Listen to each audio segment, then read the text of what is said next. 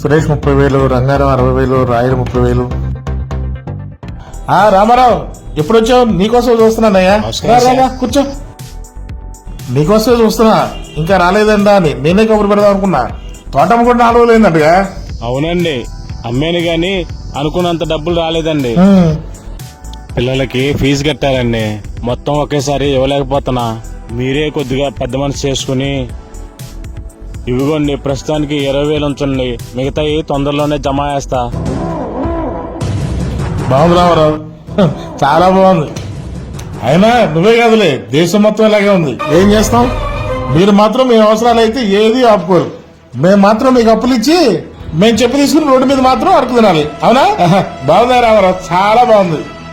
ఆడున్నాడుగా ఆ సాంబయ్య గారు, నీలాగే 60,000 బాకీ, 30,000 తీసుకొచ్చి జమ వేసుకోమంటున్నాడు. మరి ఆడి కడుపుకు అన్నం తిన్నాడా గడి తిన్నాడా నాకు అర్థం కావట్లా. అసలు ఆడు ఎందుకు బతుకుతున్నాడో నాకు ఇట్లా తీసుకెళ్లే ముందేమో డబ్బులు రాగానే ముందు మీకేస్తా ఉంటారు. డబ్బులు వచ్చిన తర్వాత మీ అవసరాలన్నీ తీర్చుకుని ఆఖరి మా దగ్గరికి వచ్చి కొత్తపేట కబుర్లన్నీ చెప్తారు.